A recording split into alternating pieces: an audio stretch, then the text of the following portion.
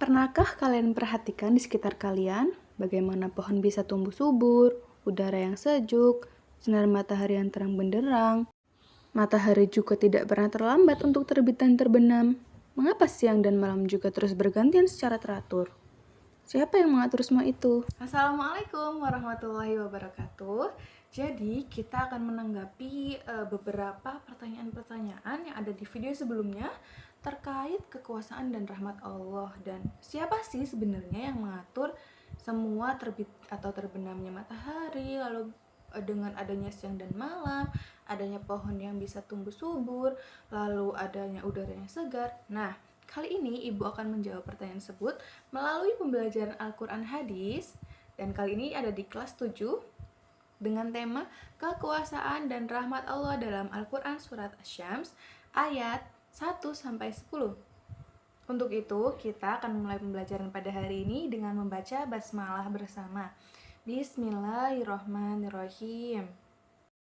Kira-kira kita akan belajar apa hari ini? Jadi kita akan fokus pada Al-Quran Surat Asy-Syams ayat 1-10, yang mana untuk bagian pertama kita akan membahas mengenai kekuasaan Allah Subhanahu wa Ta'ala. Lalu yang kedua, pengertian terkait rahmat Allah Subhanahu wa Ta'ala. Dan yang ketiga, kita akan mencari atau menentukan hukum tajwid apa yang tertera dalam Quran Surat Asy-Syams ayat 1-10.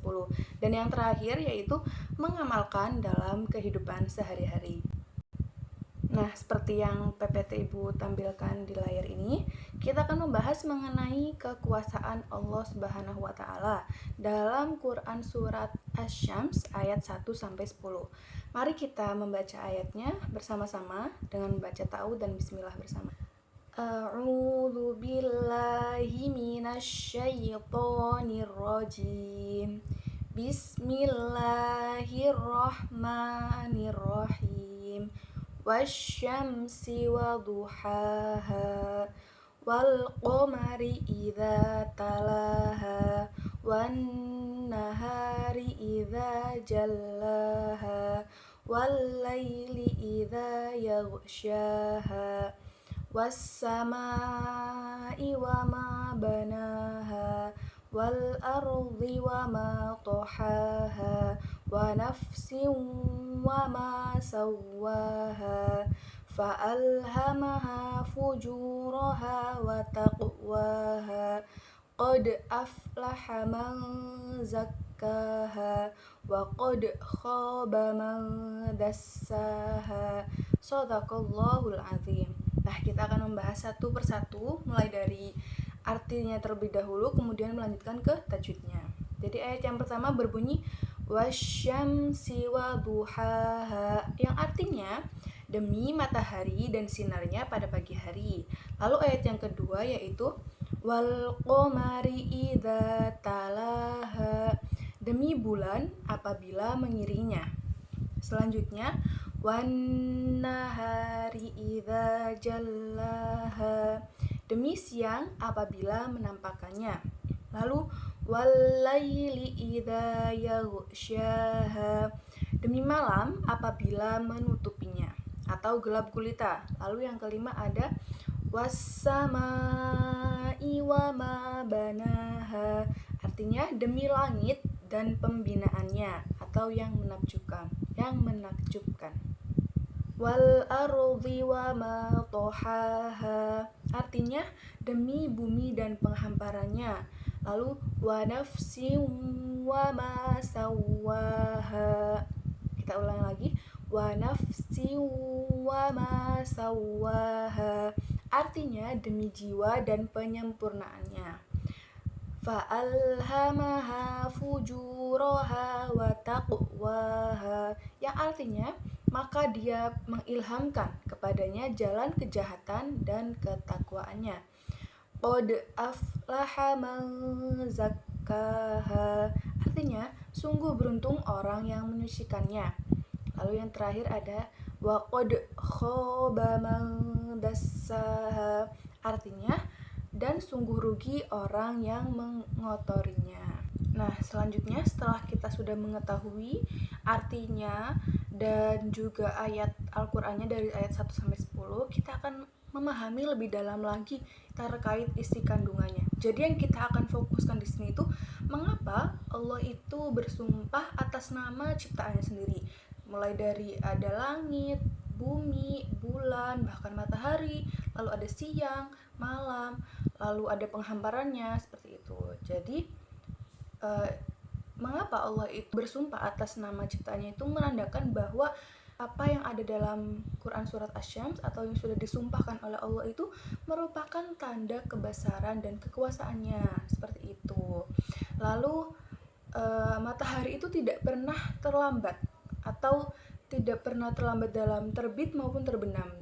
Jadi sudah waktunya itu sudah Allah tetapkan secara teratur dan tidak akan terlambat atau bahkan ada kesalahan atau apapun seperti itu.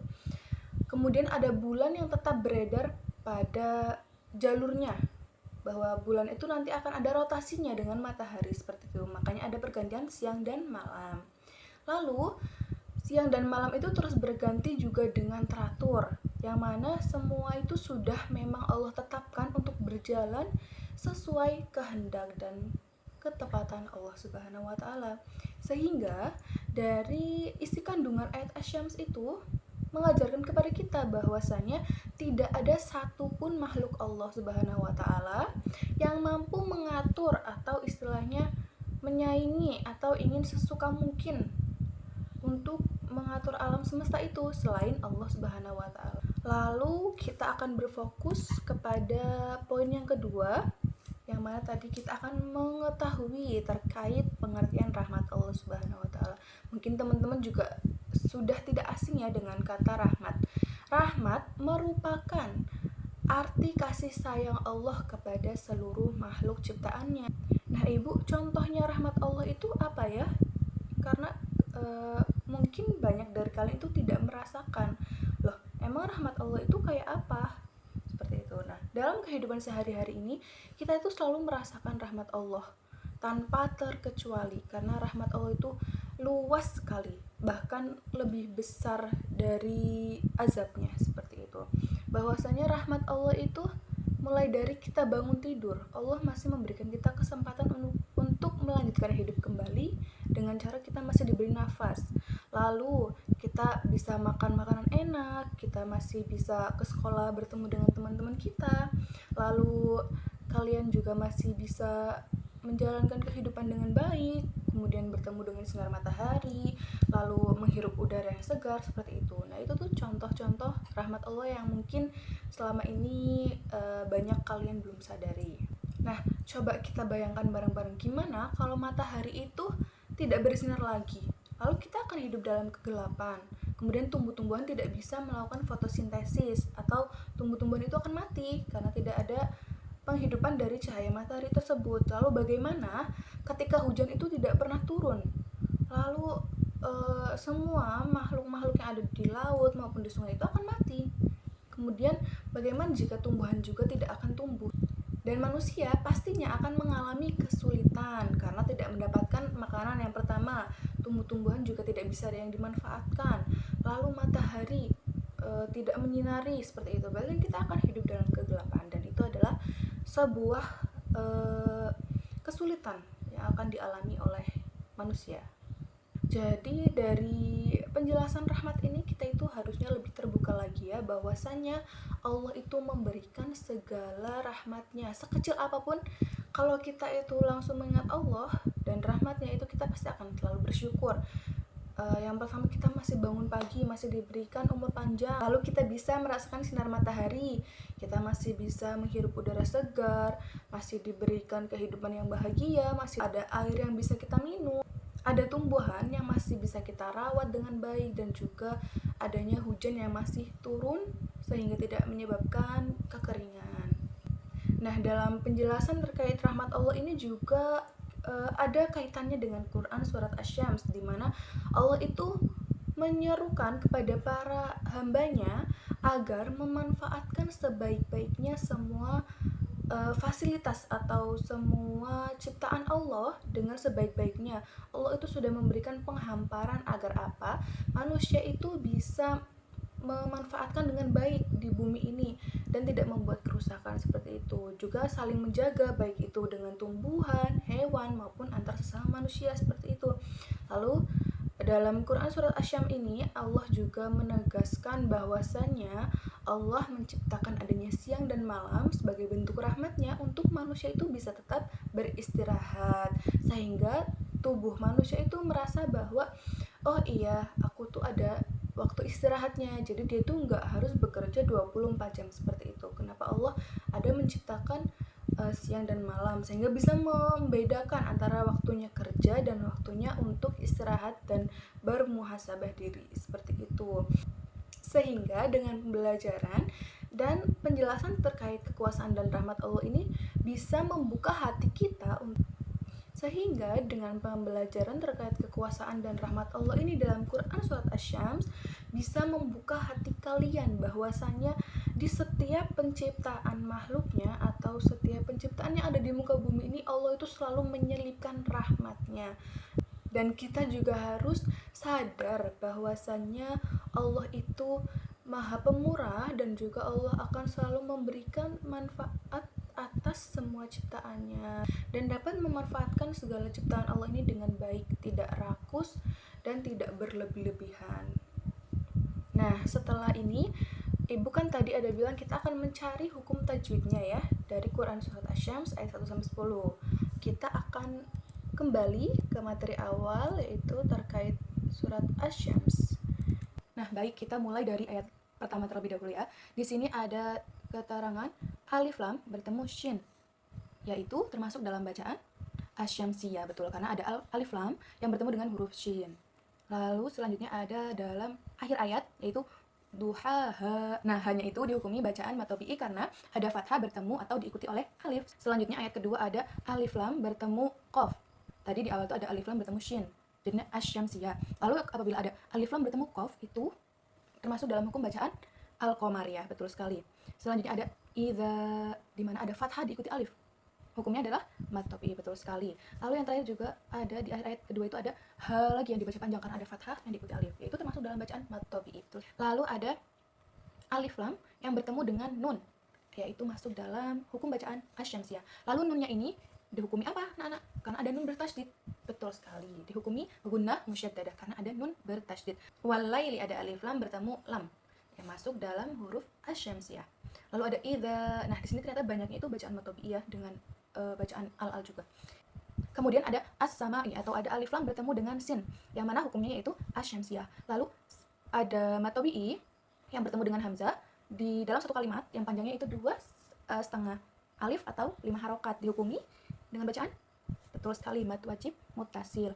Lalu al-ardi yaitu alif lam bertemu dengan hamzah masuk di bacaan Al-Qamariyah. Nah, selanjutnya ada di hukum bacaan ro yang mana di sini tuh al-ardi atau ro sukun yang didahului dengan fathah dan itu termasuk dalam hukum bacaan betul sekali ro tafhim ya atau ro yang dibaca tipis. Lalu ada wa nafsi wama ada kasroten bertemu dengan huruf wawu yaitu bacaan idgham bi gunnah. Fa'al, maaf kelepasan satu. Fa'al hamaha masuk dalam hukum bacaan Al-Qamariyah karena ada alif lam bertemu dengan ha. Fuju, nah ini juga mad tabi'i karena ada dhammah diikuti dengan wawu sukun. Nah, selanjutnya ada hukum bacaan qaf sukun yang mana masuk pada hukum bacaan qalqalah dan termasuk hukum qalqalah sugro karena huruf qaf ini matinya mati asli, tidak ada bantuan waqaf. Lalu qad ada qalqalah sugro. Maza ada nun sukun bertemu za yaitu bacaan ikhfa hakiki. Jadi kesimpulannya itu dari 10 ayat ini kita tuh sudah menemukan ada Asy-Syamsiyah, lalu ada Al-Qamariyah, kemudian ada mad tabi'i mulai dari yang fathah diikuti alif dan dhammah yang diikuti wawu sukun. Selanjutnya ada mad wajib mutasil, huruf mad tabi'i yang bertemu hamzah dan dibaca panjang, qalqalah sugro tadi. Selanjutnya ada bacaan ikhfa hakiki. Akhir ini Ibu ingin kalian itu untuk menuliskan di kolom komentar. Nanti Ibu cek satu persatu juga ya siapa saja yang sudah komen terkait sebutkan 3 nikmat Allah Subhanahu wa taala yang kalian rasakan hari ini. Nah, dengan melalui video pembelajaran yang sudah Ibu jelaskan tadi, Ibu berharap semua yang menonton atau menyaksikan video ini dengan niat untuk belajar bersungguh-sungguh. Semoga kalian mendapatkan ilmu yang bermanfaat dan jangan lupa untuk dipraktikkan atau dilakukan dalam kehidupan sehari-hari sehingga kita itu selalu mengingat Allah, mengingat semua kekuasaannya, semua rahmatnya, semua nikmatnya dalam kehidupan sehari-hari kita sehingga kita mampu untuk bertakwa dan taat kepada Allah secara sepenuhnya dan untuk meraih ridha Allah Subhanahu wa taala. Cukup sekian pembelajaran yang bisa Ibu sampaikan. Next video kita akan bahas mengenai tema yang sama yaitu kekuasaan dan rahmat Allah, namun dalam Quran surat Ali Imran dan hadis Nabi seperti itu. Mungkin cukup sekian yang dapat Ibu sampaikan. Kurang lebihnya dari Ibu mohon maaf. Sampai jumpa di next video dan kita akhiri pembelajaran ini dengan membaca hamdalah bersama. Alhamdulillahirabbil alamin. Sekian, wassalamualaikum warahmatullahi wabarakatuh.